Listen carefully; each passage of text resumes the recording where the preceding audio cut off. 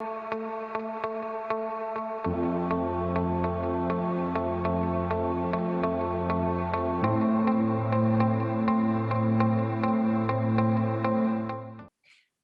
buenas tardes a todos. Les doy la bienvenida a esta reunión virtual. Yo soy María Hernández, en el Hospital Dr. Negrín en Gran Canaria. Y bueno, en primer lugar quería agradecer a la Fundación ECO la iniciativa para llevar a cabo esta reunión de formación médica continuada. Y agradecer también la invitación tanto a la Fundación ECO como a Pfizer como patrocinador.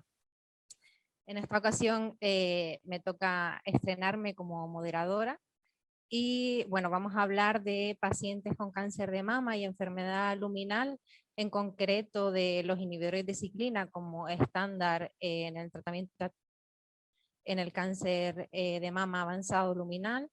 Y para ello contamos con 3 ponentes, un oncólogo y 2 oncólogas de referencia en cáncer de mama en las islas. Les doy la bienvenida al doctor Miguel Ángel Cabrera de Nuestra Señora de la Candelaria, la doctora Mirta García del mismo hospital y la doctora Fina Cruz del Hospital Universitario de Canarias. Bueno, y sin más, empezamos la reunión. En primer lugar, nos va a hablar el doctor Miguel Ángel Cabrera de los inhibidores de ciclina, implicaciones clínicas en el tratamiento del cáncer de mama. Adelante, Miguel Ángel, cuando quieras. Hola, buenas tardes. Me sumo como mi compañera a los agradecimientos a la Fundación y a ver como patrocinador de la reunión.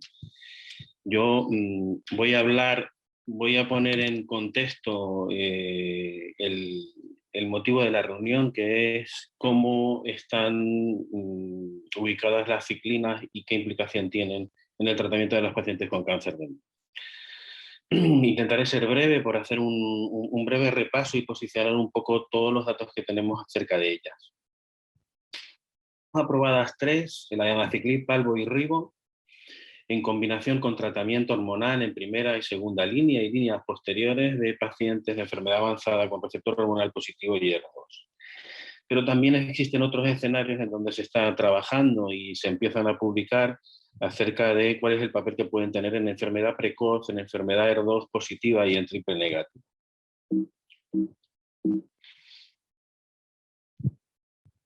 Perdón. Tengo problemas para pasar la diapositiva. Bien. Brevemente, desde el 77, que se establece como referencia al tratamiento con tamoxifeno para la enfermedad avanzada, hasta el 2017, en donde hace su irrupción el ribociclib, perdón, hasta el 2015, donde hace su irrupción el palbo, y en el 2017, donde hace también su irrupción el tratamiento del cáncer de mama, el ribo y el abemaciclib, y luego posteriormente el alpelisib. En todo este tiempo, con esto, e inicialmente no se había conseguido modificar mucho los valores de supervivencia libre de progresión, pero la aparición de estos fármacos ha conseguido establecer un punto de inflexión en el tratamiento de la enfermedad avanzada. Un breve repaso acerca de los ensayos pivotales que han determinado las indicaciones de estos fármacos tanto en primera y en segunda línea: el Paloma 2, el Mona Lisa 2, el Mona Lisa 7 y el Monarch, estudios de estos fármacos en primera línea, y el Paloma 3, el Monarch y el Mona Lisa 3 en segunda línea. Todo esto son estudios fase 3. Vamos a ver cuál es el beneficio que nos han aportado sobre todo los fármacos en primera línea de cada uno de estos ensayos. Todos son diseños fase 3. En primera línea, el fármaco que acompaña a los inhibidores de ciclina es el letrozol, una excepción del Mona Lisa 7, en donde era un ensayo pensado para pacientes premenopáusicas, donde se les ponía o se les permitía utilizar el tamoxifeno y lógicamente con un bloqueo con análogos. En cuanto al número de pacientes que se estudiaron en los ensayos, oscilaban más o menos entre 500 y 700, vienen a ser poblaciones homogéneas. El objetivo primario de todos los ensayos era la supervivencia libre de progresión, y las hazard ratios que se alcanzan en todos ellos son hazard ratios que consiguen reducción de riesgo de casi un 50% prácticamente para todos ellos.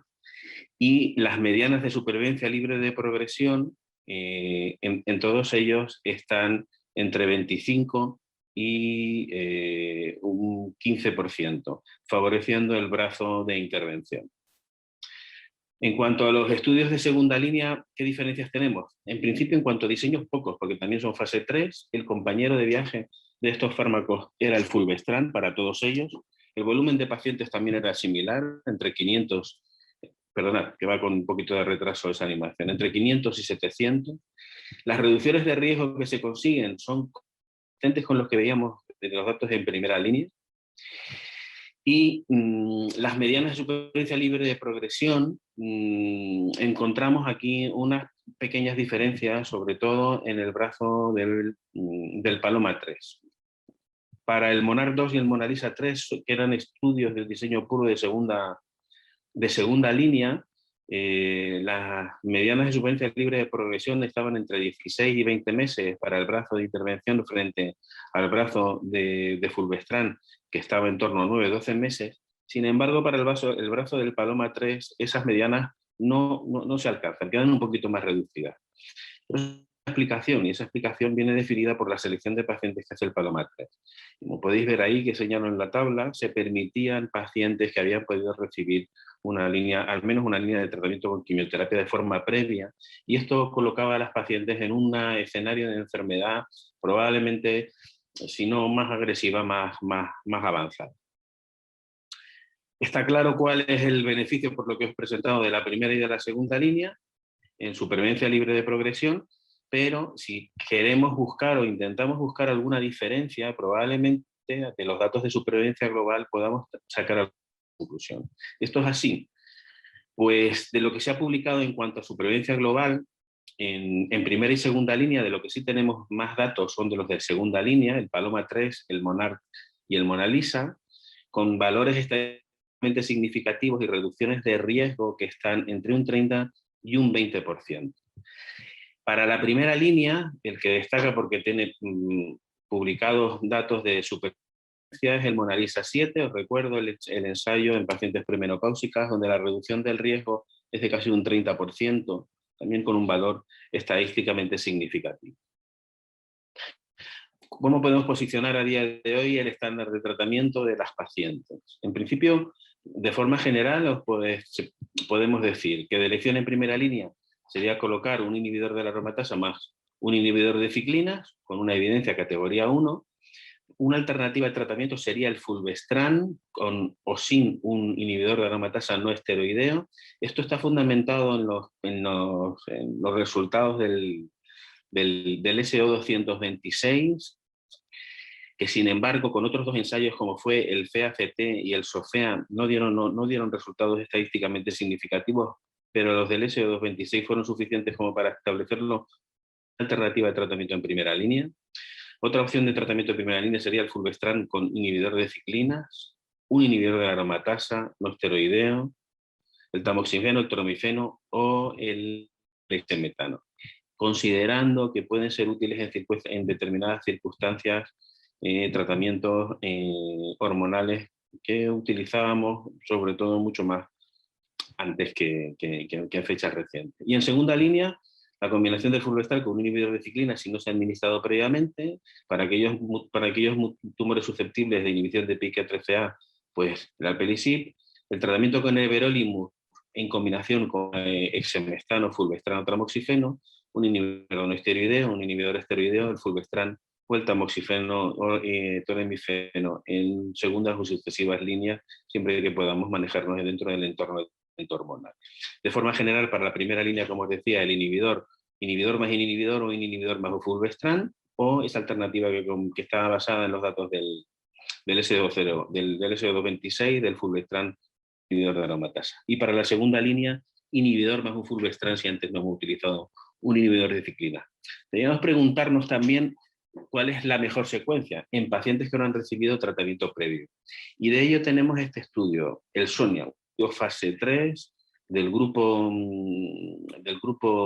holandés, un diseño en pacientes, como os decía, que no han recibido tratamiento de forma previa, 2 brazos, inhibidor no esteroideo más ciclinas, frente al otro brazo de un inhibidor de aromatasa no esteroideo, y a la progresión recibir para los primeros fulvestrant, y en caso de que haya sido de un inhibidor en monoterapia, la combinación de fulvestrant con un inhibidor de ciclinas.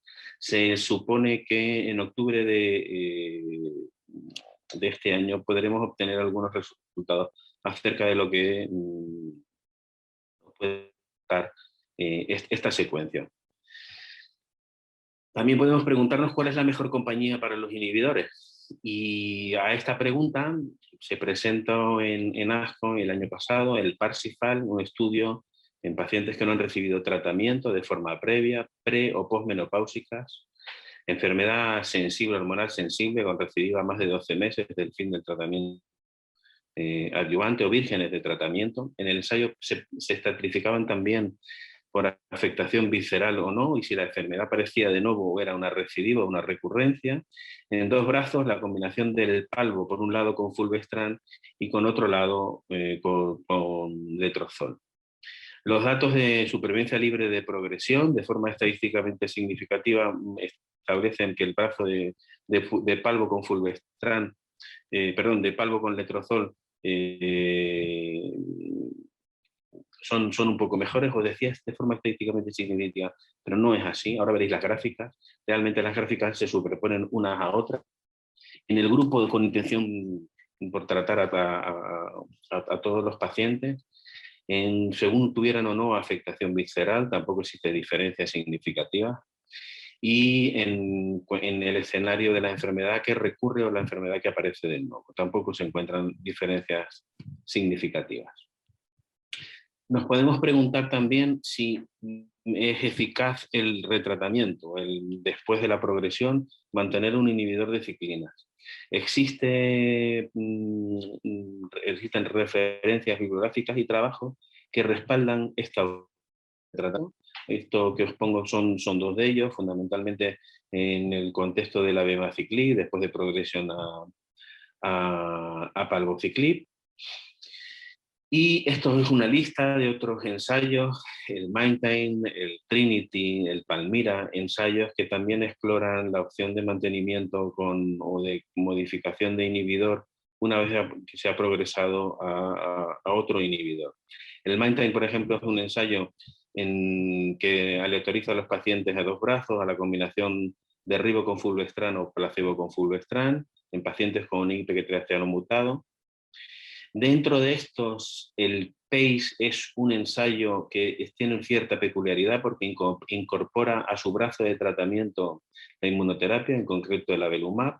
Eran pacientes que no habían recibido no más de una línea de tratamiento con quimioterapia de forma previa, que habían progresado en nivel de ciclina, en una aleatorización 1-2-1, en donde los pacientes que estaban en el brazo de fulvestrant podían ser sometidos al crossover al brazo de fulvestrant más palbo, fundamentados en trabajos publicados no hace mucho, sobre todo el trabajo de Goel, que establecía la característica o la peculiaridad que podían tener los inhibidores de ciclina en cuanto a la reactivación y la modificación del micromedio ambiente tumoral y mejorar la respuesta a la inmunoterapia.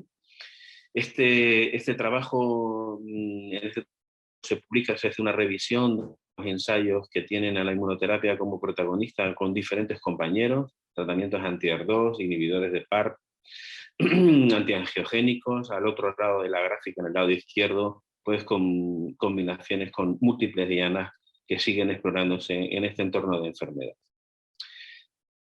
¿Qué datos podemos obtenemos de la combinación de inhibidores con inmunoterapia?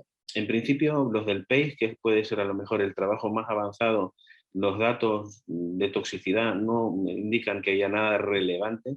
Sin embargo, trabajos con el Pembro y con el abemaciclib establecen toxicidades importantes, nada desdeñables, y en algunos pacientes inclusive el fallecimiento. En el caso del ensayo del Pembro-Abemo, muertes por neumonía y la transaminitis, que se hace bastante frecuente.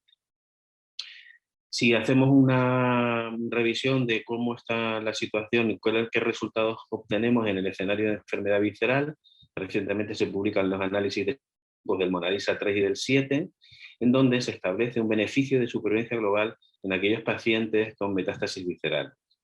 Y ese beneficio sobre todo es sustancial en aquellos pacientes que tienen metástasis hepáticas. ¿Qué pasa cuando valoramos decidirnos por un inhibidor de ciclina frente a una quimioterapia? Este ensayo de John Pearl, un ensayo coreano, en pacientes que han recibido tratamiento, inicialmente pacientes premenopáusicas, tratamiento con tamoxifeno y no más de una línea de tratamiento con quimioterapia, sin tampoco haber recibido inhibidores de ciclina, y donde se aleatorizan a recibir un lado capecitabina y por otro lado a recibir palbociclib, exemestano y enalapril. Los datos de supervivencia libre de progresión en este ensayo son de 20 frente a 14 meses a favor de la combinación con el inhibidor de ciclina. Existe un trabajo también de Miguel Martín publicado en donde este grupo de pacientes, el beneficio que se establece no es importante, pero al menos no es inferior, y esto puede dar soporte a la hora de cuando tomamos la decisión de administrar tratamiento a un paciente, posponer las líneas de quimioterapia, intentando aprovechar en aquellos pacientes que puedan ser susceptibles de recibir tratamiento hormonal, sin enfrentar al paciente a la toxicidad de las líneas sucesivas y de lo que supone la quimioterapia. Cuando también nos planteamos cómo y qué decidir a la hora de poner un tratamiento a un paciente, tenemos en cuenta el perfil de toxicidad de los fármacos. Esta revisión que se publica en mayo del año pasado en US Pharmacy establece la verdad que es una revisión bastante completa de los perfiles de toxicidad de cada uno de ellos y en función de dosis y demás. Aquí os pongo una tabla que resume un poco lo que tenéis puesto en la diapositiva anterior.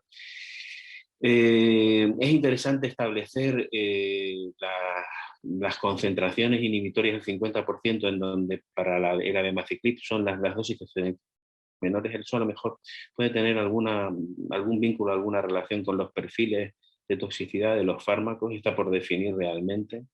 ¿Cómo se establecen las dosis? 3 semanas de tratamiento, una de descanso para el pago de dosis, a una dosis de 125, de 600 miligramos con 13 semanas consecutivos, uno de descanso para el ribo, y una alternativa de 200 miligramos cada 12 en monoterapia, de 150 miligramos cada 12 para el abemaciclib en caso de combinación. Los perfiles de toxicidad más llamativos, grado 3, grado 4, para el palbo y para el ribo, son la neutropenia, que como sabéis es ese perfil de toxicidad que nos obliga y nos limita mucho a continuar, a interrumpir o a modificar la dosis de tratamiento. En el caso del abemaciclib, el perfil de toxicidad que llama un poco la atención es el de la diarrea. Y luego no podemos dejar de señalar la prolongación del intervalo QTc que sucede con el ribociclib y que nos lleva, cuando decidimos monitorizar los pacientes, a hacerles seguimiento clínico, porque esto también puede tener su papel a la hora de decidir qué tratamiento poner a un paciente o no. El ribociclib, como os decía, exige un control electrocardiográfico, sobre todo en las 3 primeras visitas. Visitas que se hacen para todos ellos en el primer día de tratamiento y cada 2 semanas, sobre todo para los 2 primeros ciclos. Todos exigen un hemograma. El que puede exigir un seguimiento un poco más completo, más concienzudo, es el del ribociclib, por pruebas de función hepática, determinación de electrolitos, el electro, y un seguimiento en principio para todos de la toxicidad pulmonar.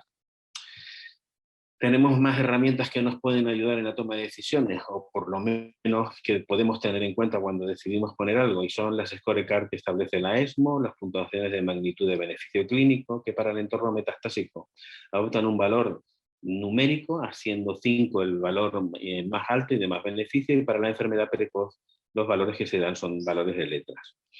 ESMO establece, en función de la línea y de la evidencia publicada por seguridad, les da un valor numérico a cada uno de ellos, para el palbo, para el ribo, en función de las publicaciones que todos conocemos, para el abemaciclib. Y en esta tabla os resumo un poco esas 3 diapositivas. Lo que podemos decir con un score de 3 es que para los 3 inhibidores de ciclina en primera línea de enfermedad metastásica, enfermedad menopáusica, para un score de 4 en segunda línea para todos los fármacos. El ribo incluye también la primera línea en combinación con fulvestrant, y menciona aparte, merece la puntuación de 5 que recibe el ribociclib en el escenario de las pacientes premenopáusicas en combinación con tratamiento hormonal, como conocéis del Monalisa 7. Datos a reseñar, me quedan poquitas diapositivas, son análisis de subgrupos, datos recientes del Paloma 3, en donde podéis objetivar, si fijáis en la gráfica de abajo, beneficio importante en aquellos pacientes en los que no han recibido tratamiento quimioterápico previo, tanto del global de los pacientes en el escenario de enfermedad sensible hormonal, en pacientes que no han recibido más de 2 tratamientos con quimioterapia, en pacientes con enfermedad visceral con menos de 2 tratamientos previos. En el caso de la abemaciclib, ven resultados positivos del tratamiento en monoterapia, resultados positivos como fármaco en enfermedad cerebral, en M1 cerebral. Datos recientes del ribo, también análisis por subgrupos de datos de beneficio en pacientes de resistencia hormonal, de supervivencia libre de progresión y de supervivencia global, más del doble en el caso de supervivencia libre de progresión. Otra cosa a tener en cuenta en la toma de decisiones es de cómo el perfil de toxicidad afecta a esto.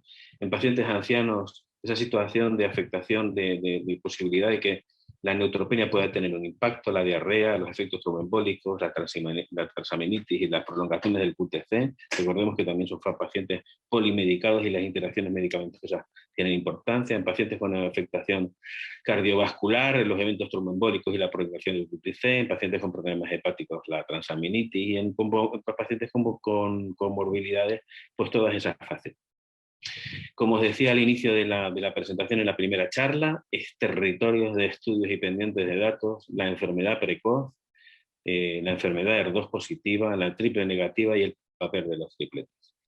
Y bueno, pues como conclusión es un poco lo que hemos dicho, ¿no? Tienen un papel para la primera y para la segunda línea de la enfermedad avanzada. Las toxicidades no nos cogen de nuevo, las podemos manejar bien, cada una tiene su perfil y debemos adaptarla a los pacientes, y que bueno, que quedamos pendientes de qué es lo que pasa en el escenario de la enfermedad precoz, para ver si podemos incluirlo de forma asistencial en la asistencia de nuestros pacientes. Y yo creo que esto ya es todo. Muchas gracias. Muy bien, Miguel Ángel, muchas gracias. Bueno, si les parece, continuamos con las ponencias, porque al final habrá un tiempo para el debate y la discusión. Así que continuamos con la doctora Mirta García, que nos va a hablar de la situación actual del acceso a los tratamientos de la enfermedad luminal. Cuando quieras, Mirta. Gracias a la organización, a la fundación y al sponsor por seguir pudiendo formarnos con todas estas charlas. Y bueno, después de Miguel Ángel, que ha hecho un repaso exhaustivo del posicionamiento de la ciclina actualmente, pues el tema que me toca a mí es ¿qué acceso tenemos en la actualidad a estos fármacos? Pues en España y concretamente en Canarias. Fácil. Aquí tenemos una gráfica donde se ve, son los datos de mercado del uso de ciclinas en los últimos 5 años, con respecto también a la hormonoterapia y a la quimioterapia. Pues como veis, en Europa el crecimiento, ¿no?, exponencial comparado con la hormonoterapia y la quimioterapia. Siguiente.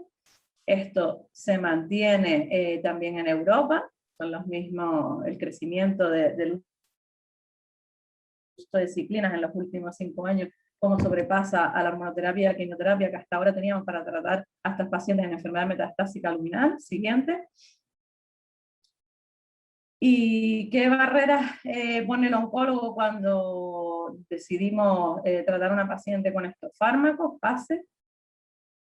Pues con todo lo que ha dicho el compañero anterior, si ya sabemos que son los estándares en primera y en segunda línea, el oncólogo ha tenido que hacer una curva de aprendizaje, porque como veíamos antes, estas pacientes hasta hace 5 años el tratamiento tradicional era quimioterapia más o menos hormonoterapia. Pues Con este aprendizaje lo que nosotros nos enfrentamos es población anciana. Es verdad que la edad biológica y la cronológica no se correlaciona muchas veces en las mismas pacientes, que si todos estos fármacos servirían para pacientes de más de 75 años, es una pregunta que siempre se plantea el clínico. ¿Qué hacer cuando la paciente tiene una enfermedad metastásica, pero pues es única, como una sola localización ósea o oligometastásica, si también sería candidata a estos fármacos, que ya sabemos que sí, pero todos estos 5 años nos ha sido para aprender el uso y manejo de estos fármacos. Después, con todas las toxicidades que tenemos, también tener en cuenta la calidad de vida de estas pacientes, que con el uso de ellas, estas pacientes van a tener o van a estar en tratamiento intervalos libres de entre 1 año y 4 años, por el beneficio que ya sabemos de las mismas, que las tasas de respuesta quizás dudábamos frente a la quimioterapia, que al principio nos daba mucho miedo, que a pesar del tratamiento no tenemos un biomarcador específico y hay pacientes que no responden a la ciclina, pues no podíamos saber. Y por último, el coste de estos fármacos. Pase. Cuando nos enfrentamos a este perfil de paciente, metastásica luminal, pues la mayoría, como veis ahí, entre el 80 y el 95% de las pacientes son pacientes que vienen de una recaída de una enfermedad precoz, porque paciente que venga de novo o de debut metastásico es lo menos frecuente, de un 5 o un 20%, pero estos serían los distintos perfiles o situaciones clínicas que nos encontramos con las pacientes cuando decidimos tomar decisiones, tanto para una primera o una segunda línea con la ciclina. Pues como veis ahí, paciente con poca carga tumoral o oligometastásica, como podría ser un nódulo pulmonar o una sola metástasis ósea, cuando la enfermedad solo es metástasis óseas diseminadas, con poca agresividad. También un tercer escenario es la paciente con enfermedad visceral. La siguiente sería también un perfil mixto, tanto enfermedad visceral como ósea. El quinto dibujo sería la paciente con enfermedad visceral pero malita, con una crisis, con una disnea o otra clínica que le amenace la vida. Y ya por último también, ¿por qué no?, en las metástasis cerebrales unidas a cualquier situación clínica de la paciente. Siguiente. Bueno, el compañero ya posicionó bastante bien gráficas y guías donde está la recomendación de las ciclinas, tanto en primera línea o segunda línea, pero recordárselo, que realmente pacientes con una crisis visceral cada vez son menos, o las que vemos en práctica clínica, en las que en esas quedaría aún el delegar el escenario de tratamiento de primera línea con quimioterapia, pero ya veis que todo, para cualquier perfil de paciente, pues la ciclina con terapia endocrina es la posición. ¿Y qué pasa a la progresión de esta? Que también lo planteaban en la charla anterior.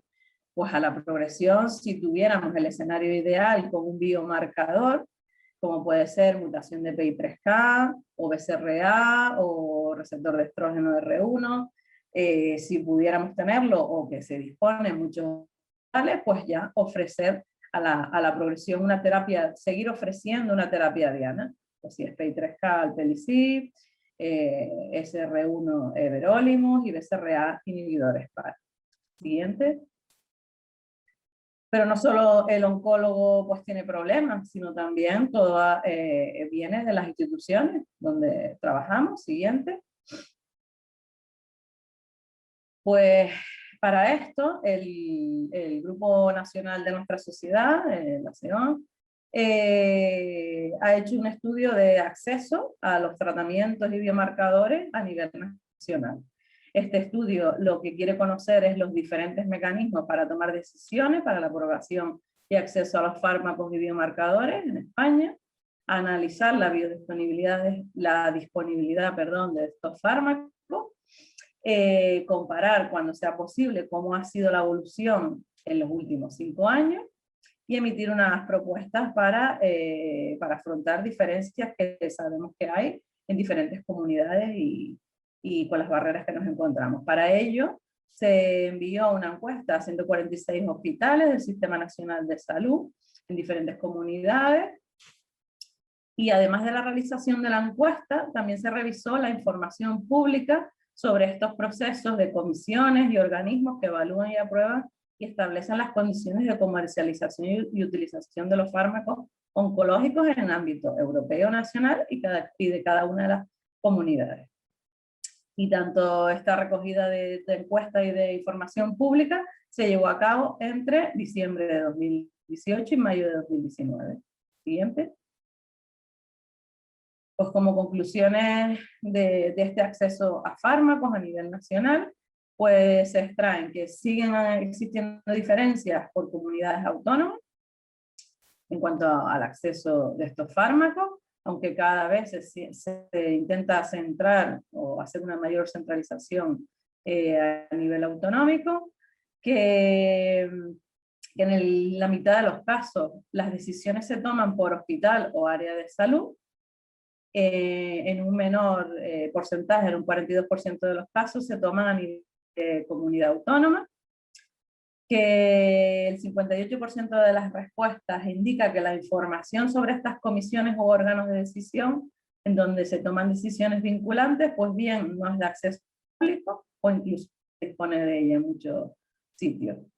Y que en todos los casos de los centros se ha visto que en esas comisiones participa al menos un oncólogo, lo que sí supone una mejoría con respecto al 2015, y que un 20% de las respuestas recibidas indica que al menos uno de los fármacos estaban incluidos dentro del petitorio o estaban pendientes aún de incluirse. Siguiente. Pues las respuestas recibidas indican que todavía sigue habiendo una situación preocupante porque no hay equidad todavía en todos los centros y que son también procesos que son muy largos, donde eso hace que se produzca diferencias entre centros u otros, y ya no comunidades, sino también entre hasta hospitales de una misma comunidad para un mismo fármaco. Entonces, como veis, desde que se fija precio-reembolso de un fármaco hasta la aprobación o que se pueda prescribir en el hospital, las medianas son variables, pudiendo ser pues, entre 5 meses para la ciclina, en este caso palbociclib, y 17 meses para una inmunoterapia como nivolumab. Y también es diferente desde la autorización por parte de la Comisión Europea hasta que se aprueba y podamos prescribir el fármaco en el hospital, pues ya ahí son mayores, las medianas varían entre 8,75 para una ciclina, en este caso el ribociclib, y 26 meses para un inhibidor PAR como el olaparib. También concluye que el 43% de los oncólogos que han participado en esta encuesta identifica barreras de acceso para la utilización al menos de uno de los fármacos incluidos en el análisis de esto.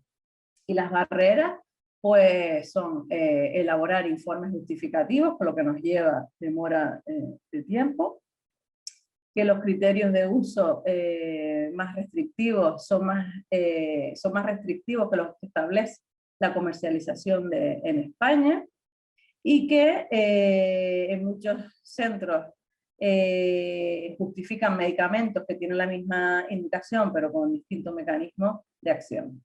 Siguiente. Bueno, esto también sería un escenario de un mapa nacional, pues, como por los distintos perfiles de pacientes en cáncer metastásico, para luminales, los inhibidores de ciclina y hormonoterapia, que es lo más frecuente, las barreras que nos encontramos, para ER2 positiva, los tratamientos anti-ER2, y para triple negativa de bevacizumab. Esto también supone o supuso y supone todavía en algunos centros pues dificultad al acceso a estos tratamientos. Y estas barreras de la lentitud en todos los trámites o la incorporación de un fármaco a la práctica clínica habitual, que se aprueba de una Comisión Europea, en todos se ve que existen retrasos en los mismos, y que no existe un registro donde se monitorice la velocidad de incorporación de estos fármacos a cada comunidad autónoma. Siguiente. Otro problema con el que nos encontramos es el costo. Siguiente. Pues cuando aparecen las ciclinas todavía existía el concepto de techo de gasto.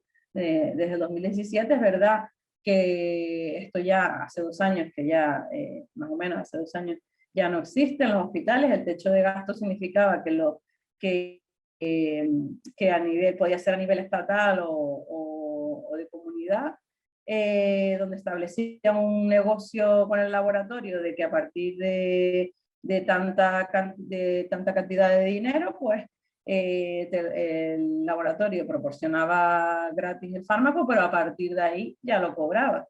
Entonces ahí también se encontró una barrera. Es verdad que, como les decía, desde hace 2 años ya eso no existe.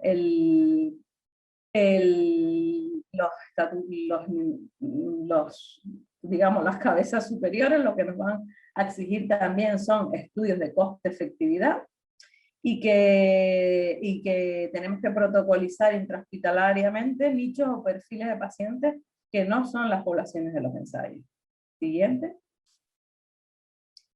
Otra barrera, pues, sería el farmacéutico, la farmacia. Siguiente.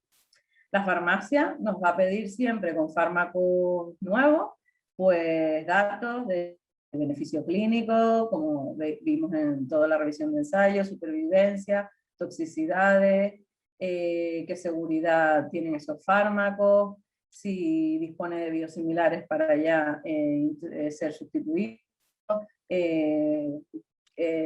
como nuevas investigaciones clínicas, si estos fármacos tienen una óptima dispensación farmacéutica, si se dispone de biomarcadores también para predecir respuesta y seguimiento.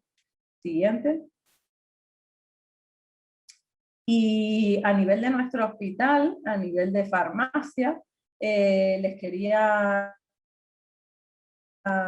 mostrar en este póster que enviaron a nivel nacional en 2 años consecutivos. La siguiente diapositiva será con otros datos, pero es el mismo estudio de análisis de un perfil de seguridad para palbociclib y ribociclib en la práctica clínica habitual del Hospital de la Candelaria. Esto, como les digo, presentaron y aceptaron a nivel nacional en el congreso de ellos de farmacia en el 2019, y el estudio donde en resultados vemos que se incluyeron 76 pacientes, donde 57 habían sido tratadas en combinación con inhibidor de la aromatasa, el resto con fulvestrant. Analizaban, ¿no?, el acompañante de esa ciclina, la edad de las pacientes, que eran jóvenes, mediana del ciclo residuo, y aquí lo que dieron datos es sobre reducción de dosis, ¿no? Cuántas pacientes se producía reducción de dosis con una ciclina u otro, palbociclib con respecto a ribociclib. También recogieron efectos adversos, de ahí la reducción de dosis, donde veían que se relacionaba con los mismos datos de los ensayos, que era la neutropenia afebril. También, como veis, una sola de ellas de ribociclib tuvo... disculpa, que me dicen que el tiempo ha pasado un poquito. Vale, simplemente aquí analizaba los datos de reducción de dosis, de cuál ciclina se producía más o no, y siguiente, la última, sería el mismo póster presentado en el año siguiente, donde ya daban datos económicos, y donde concluye que a nivel de coste total, pues inicialmente ambas ciclinas tenían el mismo coste, pero con la reducción de dosis se veía que el ribociclib era más coste efectivo. No tenemos datos, yo creo que de la ciclina, la abemaciclib, porque llegó la última y pienso que sigue siendo la huérfana, pero no tenemos problema para prescribir su uso en competitorio individual por cada caso. Y muchas gracias. Muy bien, muchas gracias, Mirta. Continuamos ya con la última ponencia de esta tarde, y la doctora Fina Cruz nos va a hablar de propuestas para mejorar el acceso a un tratamiento óptimo en el Sistema Nacional de Salud, independientemente bueno, de la red en la que vivan las pacientes. Cuando quiera. Buenas tardes a todos. Me uno a mis compañeros para agradecer tanto a la Fundación ECO como a Pfizer que nos hayan permitido poder discutir acerca de la adopción en nuestra práctica clínica diaria y lo que ello conlleva en nuestros presupuestos, que realmente es un problema cada vez mayor. Ya no tenemos solo que saber de ciencia, sino de coste-efectividad para incorporar los nuevos fármacos en nuestra práctica clínica diaria. Creo que hay algunas diapositivas que voy a repetir, como ha dicho Mirta previamente, pero bueno, lo introduciremos en otro punto, ¿vale? Bueno, en principio, a ver, sí, comentaros qué conocemos por innovación, ¿no? Dentro de la medicina. Bueno, pues la innovación terapéutica sería aquello que demuestra un incremento de valor para el sistema de atención médica al mejorar tanto la experiencia del uso de las personas involucradas, como son los pacientes, cuidadores y los proveedores de servicios sanitarios, y dar beneficios en resultados. Como veis, tendremos diferentes variables que analizar. Las que normalmente nos preocupan a los clínicos son la eficacia, seguridad, calidad de vida de nuestros pacientes y la eficacia de estos nuevos instrumentos que tenemos a nuestro uso, y el coste-eficacia, que como os he dicho cada vez es más importante. Pues es importante saber que estos nuevos instrumentos o fármacos son coste-efectivos, cuál va a ser el impacto presupuestario general y si esto va a poder ser eficiente a la hora de la población en general y de nuestro sistema de calidad de vida. Yo creo que muchas veces solo vemos el coste de un fármaco, pero el que introduzcamos un fármaco mucho más activo va a dar lugar a muchas mejoras a posteriori en cuanto a poder trabajar, en cuanto a productividad, en cuanto a ayuda en casa, en cuanto a calidad de vida y menos coste farmacéutico, que es lo que vemos en la siguiente dimensión de experiencia, ¿vale? La oncología de innovación, pues realmente lo vamos a ver, es una de las especialidades que más innovación aporta, pero siempre se nos critica de que los nuevos fármacos son muy caros y que el coste es muy alto para la sanidad. Como vemos en cifras de 2018, la inversión en medicamentos oncológicos en España en completo fue pues, de 1.862 millones de euros. Lo que era alrededor de un 7% del gasto farmacéutico total y menos de un 2% del gasto sanitario. Y hemos de valorar que en contexto estas cifras eran inferiores a las que se habían manejado 5 años antes, a pesar de que, como todos sabéis, en los últimos años ha habido un aumento de nuevos fármacos y fármacos caros y tenemos más pacientes durante más tiempo tratándose con estos fármacos, con lo cual no parece que nuestro incremento en el gasto haya sido tan importante como a veces se nos critica, ¿no? Y a la hora de valorar este impacto económico, hay un estudio como este que presento aquí de autores de varios países, incluido el nuestro, sobre el impacto económico presupuestario que puede tener la incorporación de un fármaco y qué factores hemos de tener en cuenta a la hora de valorarlo, ¿no? Como vemos en esta tabla 1, pues tenemos que saber en qué sistema de salud nos encontramos, qué población va a ser la elegida, qué tratamiento hay actualmente en ese nicho que queremos cambiar y qué impacto va a tener ese cambio en cuanto a coste, en cuanto a otros factores indirectos que van a mejorar o empeorar.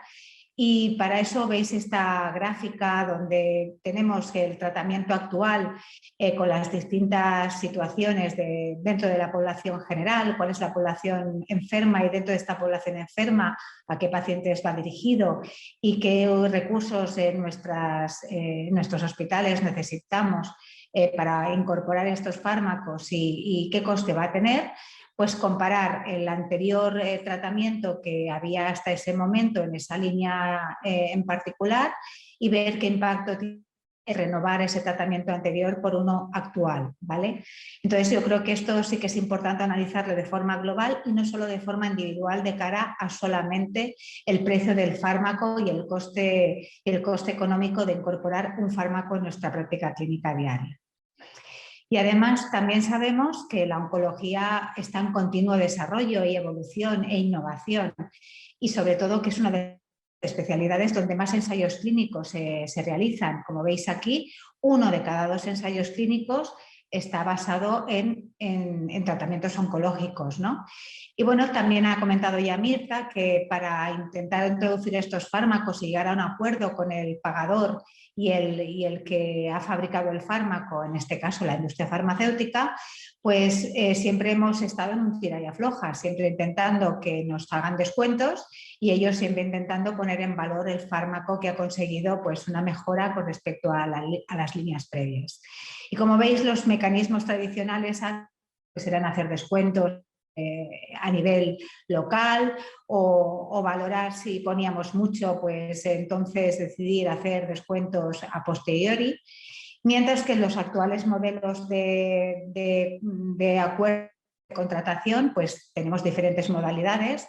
Una es el acuerdo de riesgo compartido, en la cual la financiación está condicionada a la obtención de resultados. O sea, si tenemos que poner un fármaco a una paciente y resulta que en esa paciente no ha dado ninguna respuesta positiva ni beneficio clínico, pues entonces lo costea la industria y el pago pues no paga, solo paga aquellos en los que hay actividad y se ha demostrado y hay que revisar las historias clínicas para averiguar cuándo pasa eso, ¿no?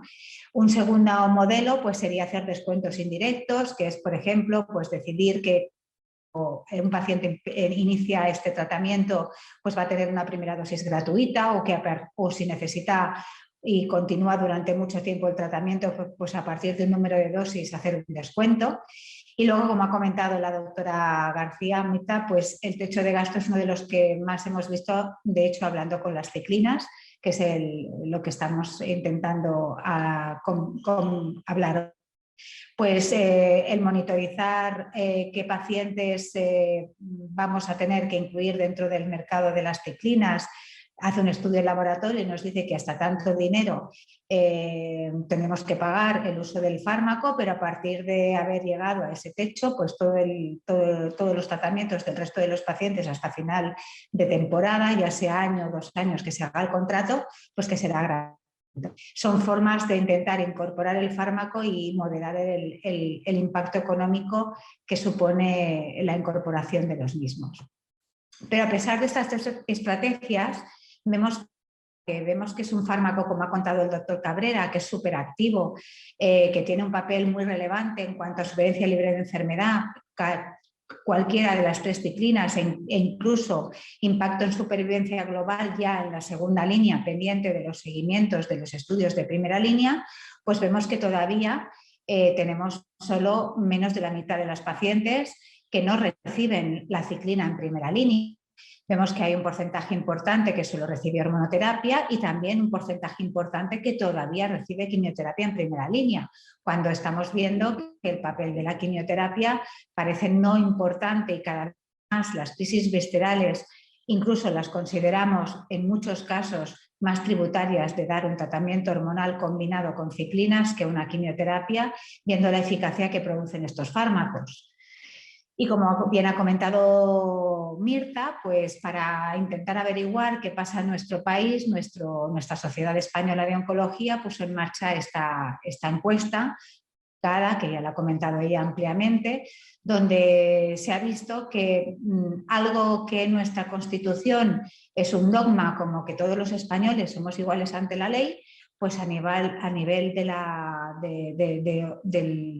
la incorporación en los hospitales en diferentes puntos de nuestro país, en una misma enfermedad y en una misma situación, pues no todos los pacientes van a recibir lo que en teoría nos han enseñado.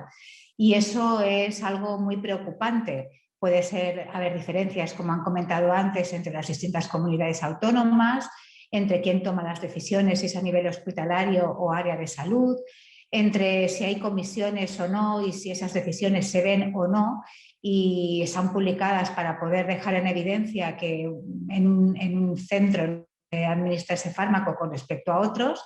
Y además, pues bueno, que a la hora de las incorporaciones pues se hacen de forma muy lenta hasta que consigues que en tu hospital pues traigan el fármaco para ya poderlo dispensar de forma habitual, ¿vale?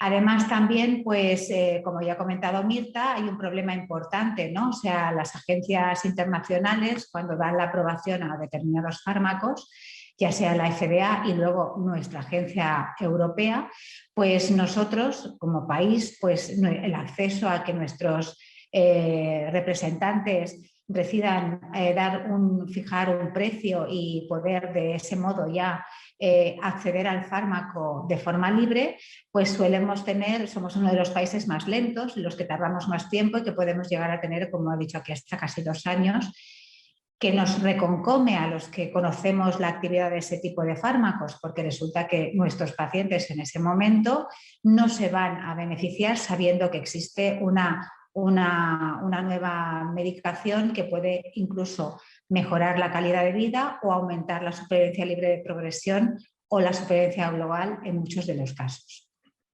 Y si hablamos ya de la incorporación del fármaco desde la fijación precio a todos los hospitales en cualquier parte de la geografía, pues cada uno tendrá sus más y sus menos y habrá sitios donde será muy difícil acceder a él y en otros pues será prácticamente fácil. Y no será lo mismo vivir en Barcelona que vivir en Melilla y en qué calle vives para ver qué hospital accedes y si en ese hospital ha sido más fácil o en el de enfrente han decidido sus dirigentes que no sea ese fármaco.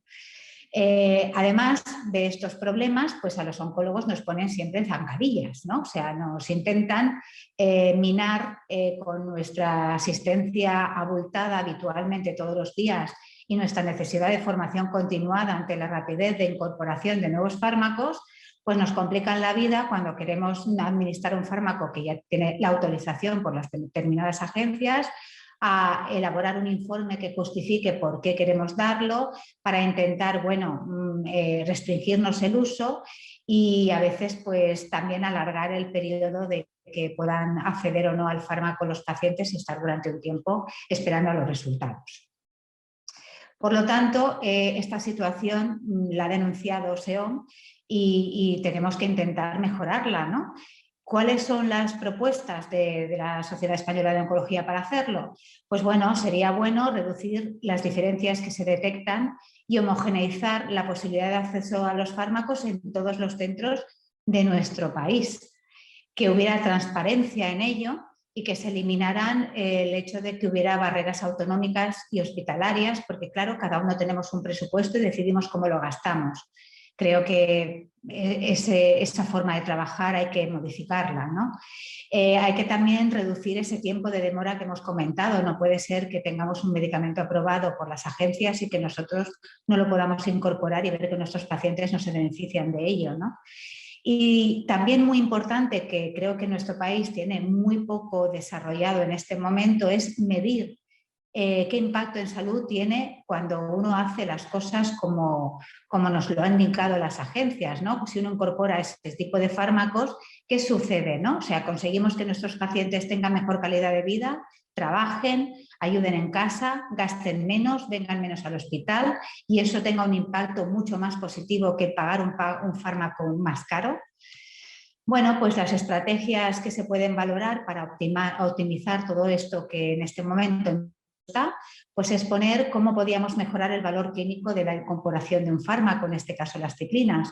Pues evidentemente tenemos que conseguir mejorar la formación en nuestros hospitales a todos los oncólogos que tienen que prescribirla, porque ya sabemos que hay centros que tienen oncólogos que tienen capacidad de estar subdivididos y están muy formados en una patología concreta, mientras que en otros pues tienen que hacer oncología general y les cuesta muchísimo más poder estar formados en cada momento para decidir qué hacer en cada patología, ¿no?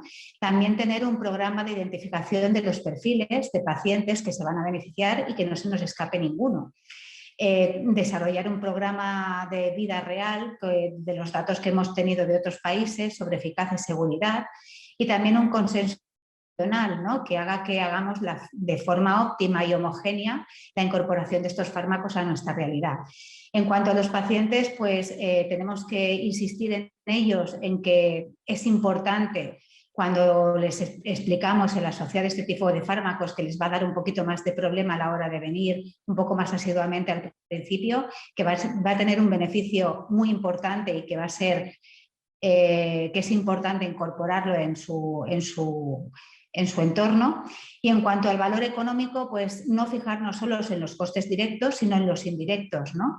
Saber que eso va a reducir el tiempo de pacientes que van a venir al hospital, el manejo de ingresos, el coste de productividad en sus áreas de trabajo y en su entorno familiar. Porque también hay que tener en cuenta que hay pacientes mayores, pero que su familia tiene que traerlos al hospital, y todo aquello que tengan que ayudarles y cuidarles va en detrimento de su productividad, no lo hemos de olvidar. También sería bueno tener un registro poblacional de esta población para saber a qué población va dirigido este fármaco y qué impacto económico puede tener para llegar a acuerdos con la industria. Y evidentemente también sería bueno saber el mapa de qué ciclinas se ponen en cada parte de nuestro país, para fomentar la igualdad entre ellas y que no haya un uso restrictivo, que lo hay en algunos sitios donde solo se ha aprobado una de ellas. Y como ya hemos dicho antes, tienen características de perfiles tóxicos distintos, que puede ser más beneficioso uno u otro para algunos de nuestras pacientes. Y como conclusiones, pues decir que sobre todo necesitamos formarnos nosotros.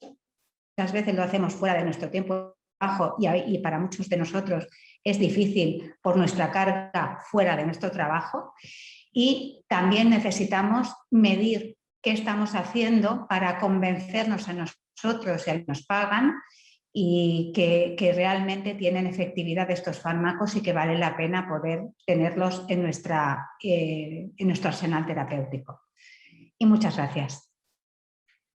Muchas gracias, Fina, y también. Bueno, pues con estas 3 ponencias, bueno, en primer lugar, felicitar a los 3, han sido muy bonitas las 3. Y ahora se abre el tiempo del debate, la discusión.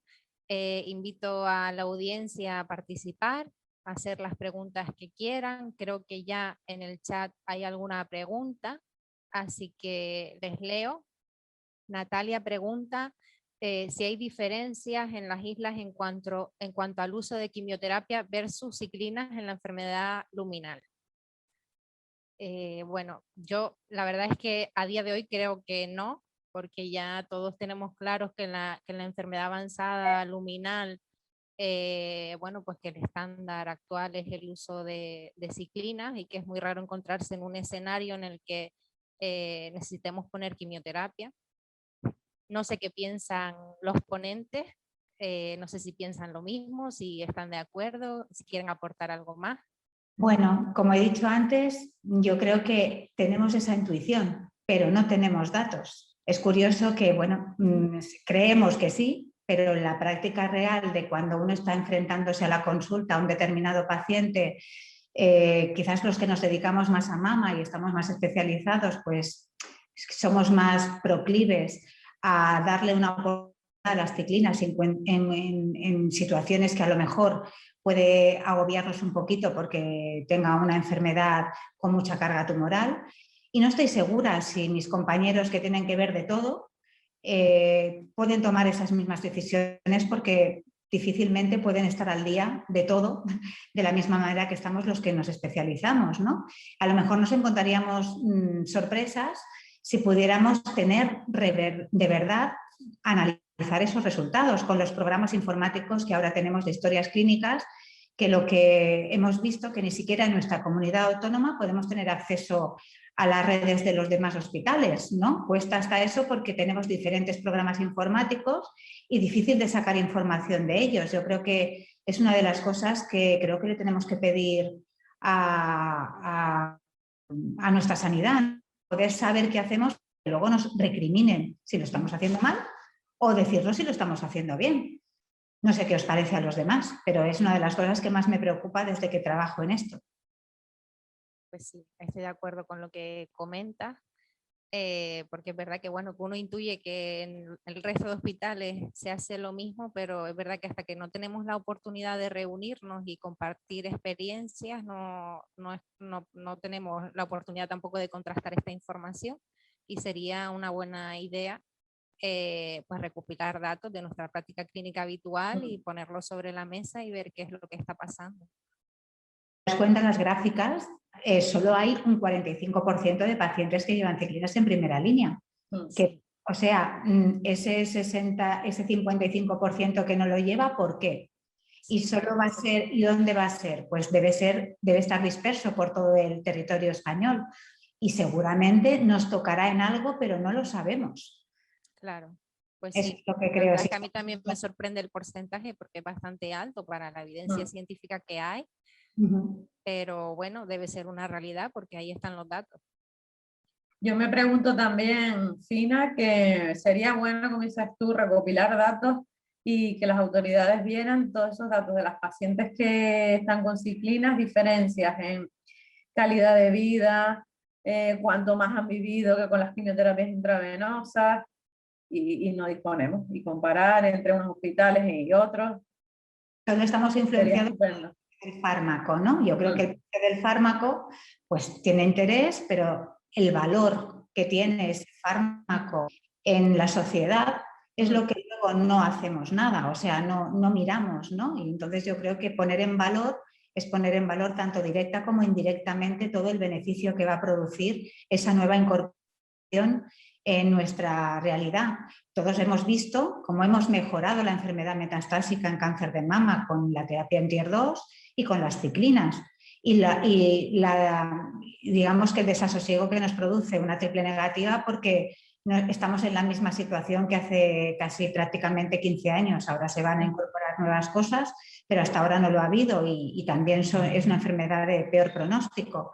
Y en cambio tenemos la impresión de que conseguimos muchas más pacientes que tienen una vida normal durante mucho tiempo y que eso repercute en la sociedad de forma positiva, y que eso hay que ponerlo en valor, y creo que es lo que tenemos que reclamar cuando pedimos que queremos hacer o que queremos incorporar un nuevo fármaco que está demostrado a nivel internacional y que está aprobado por la agencia pertinente, que no tenemos que estar ralentizando el uso en nuestro entorno porque nuestros pagadores creen que es muy caro y están poniendo trabas a ver cómo lo hacen o a ver qué meten primero, ¿no? O sea que yo creo que el problema es ese, que no medimos nada o no medimos mal, y creo que eso, por ejemplo, no sé si en otros países de Europa, pero los americanos muy bien, y saben medir todo lo que hacen, incluso las llamadas telefónicas que hacen, y siempre me llama mucho la atención de que son capaces de optimizar y sacar resultados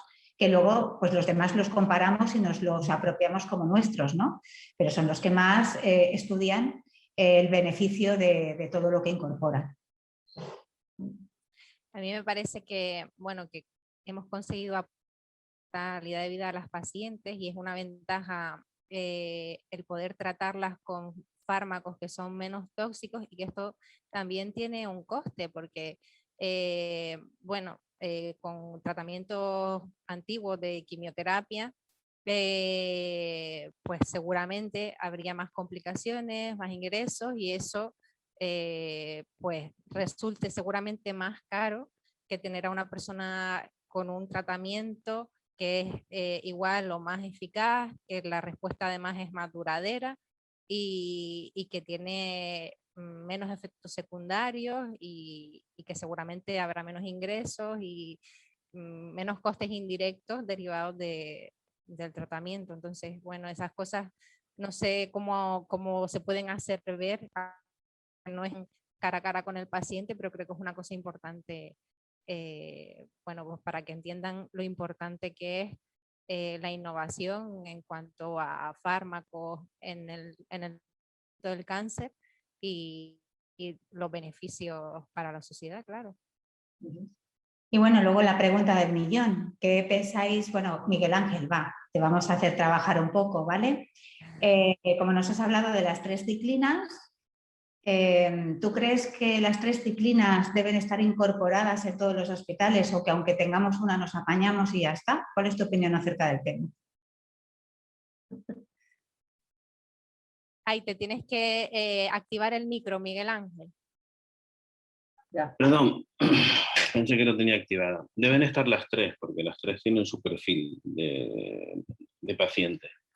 El problema es que después, a la hora de ponerlas, ajustamos mucho la prescripción en función de las limitaciones que nos tiene farmacia. Yo creo que, por lo menos, tengo claro, y nosotros aquí en el servicio también, que cuando un paciente tiene el perfil para una de las ciclinas, bien sea por sus problemas de QTc, o bien sea por problemas gastrointestinales, o bien sea por la neutropenia, porque bueno, pues si asumimos de forma general, hay una pregunta por ahí que consta acerca de el perfil de seguridad, y yo tengo que apuntar acerca de qué reseñar sobre cada uno de ellos, y sobre el tema de la BEMA, el tema de la toxicidad de la diarrea, con respecto al tema del ribo, lo de los problemas cardiológicos por la posible prolongación del QTc, y en cuanto al palvo, la neutropenia, porque es el que más la reseña, pues en función un poco de todo eso, la selección del paciente,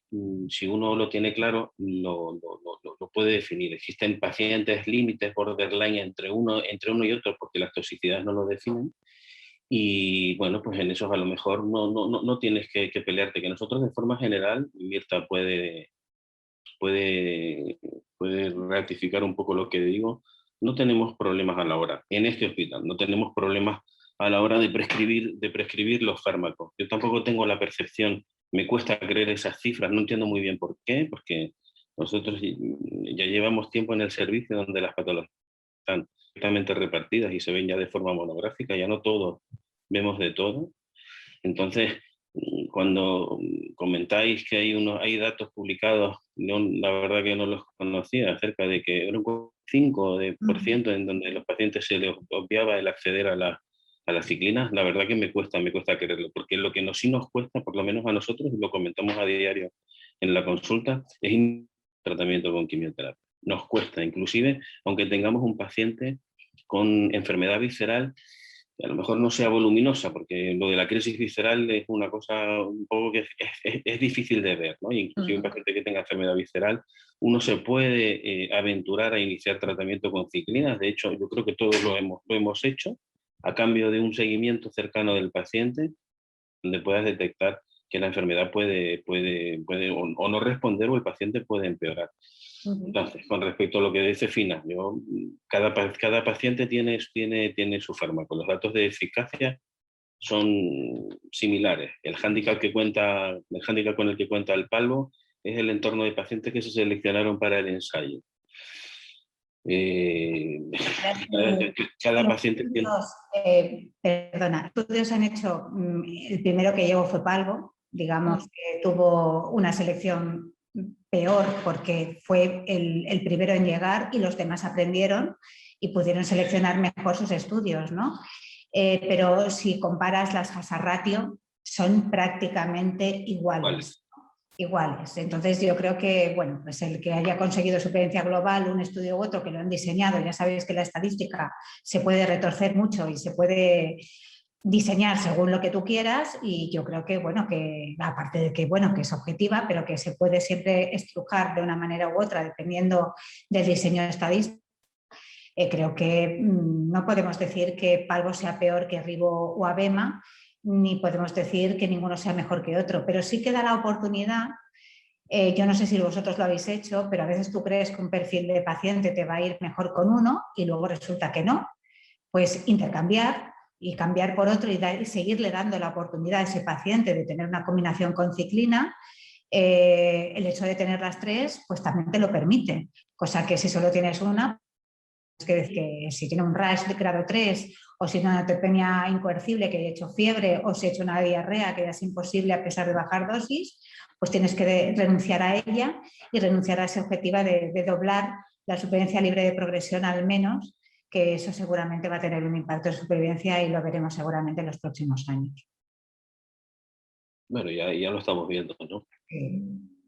Miguel Ángel se adelantó y leyó la pregunta, pero efectivamente había otra pregunta en la que, bueno, dan las gracias por la ponencia y precisamente preguntaban eso, el perfil de eficacia y seguridad de los 3 inhibidores de ciclina que han comentado.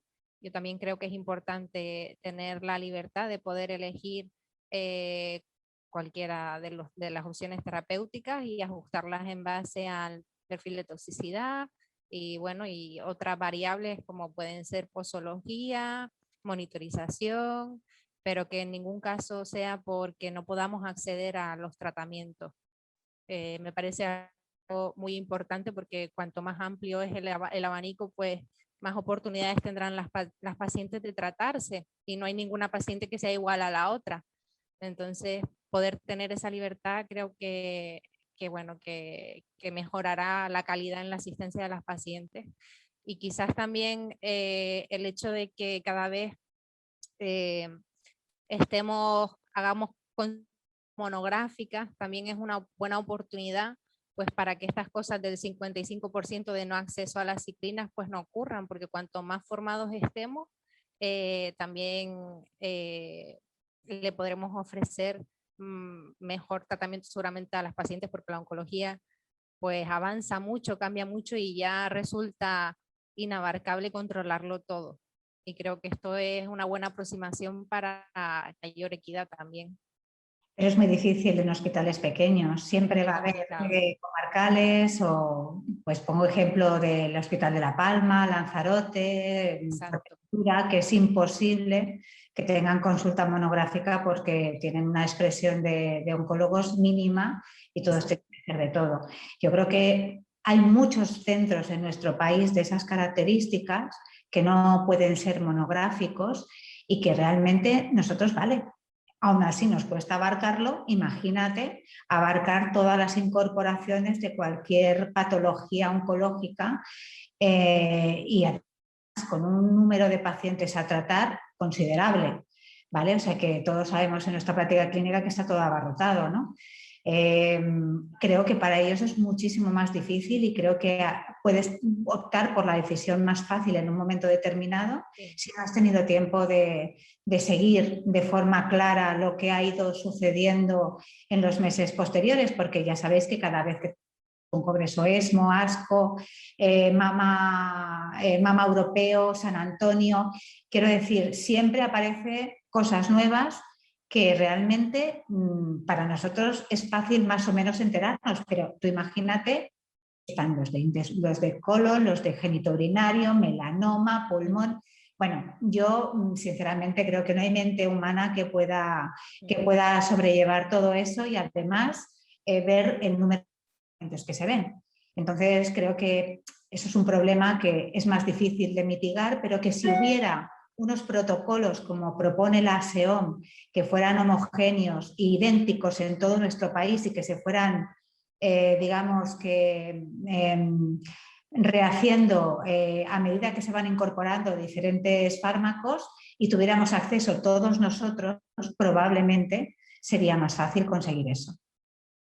Pues sí, seguramente ayudaría mucho, como dices, a los hospitales más pequeños a tener una guía y que esté todo bien claro a la que recurrir, porque verdad que es imposible. Yo admiro a los oncólogos que están en las islas pequeñas y que tienen que ver de todo, porque a mí me parece imposible ya solo con la mama, me parece, bueno, que es inabarcable. Ya si encima tenemos que tratar cualquier tipo de tumor, pues todavía peor.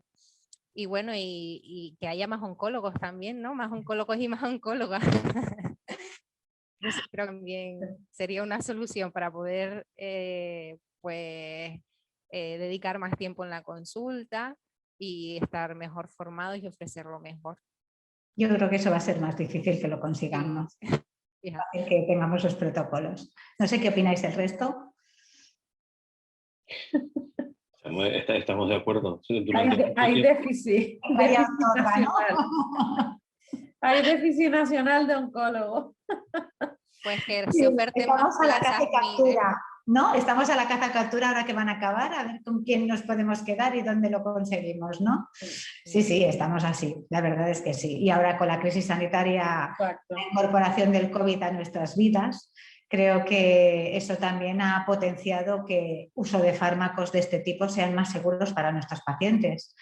Y omitir las entradas al hospital lo hemos podido hacer durante el confinamiento. No sé vosotros, pero nosotros hemos conseguido hacer analíticas en centros de salud, llevar la medicación incluso a casa. O sea que evidentemente un medicamento que se puede tomar fuera de un hospital y en una situación como la que hemos vivido ha permitido a nuestros pacientes oncológicos seguir con sus tratamientos, y que eso también hay que ponerlo en valor en esta situación. Sí, nosotros también con consultas telefónicas y envío de medicación a domicilio funcionamos muy bien. Bueno, pues me dicen que hay que ir finalizando por el tiempo. Así que nada, me alegro mucho de haber compartido esta tarde con ustedes, de verles, aunque sea así de manera virtual, a ver si pronto pueden cambiar las circunstancias y podemos vernos como solíamos hacer. Y nada, espero que haya sido productivo para los que nos estén escuchando y muchas gracias. Nos vemos pronto. Vale, gracias.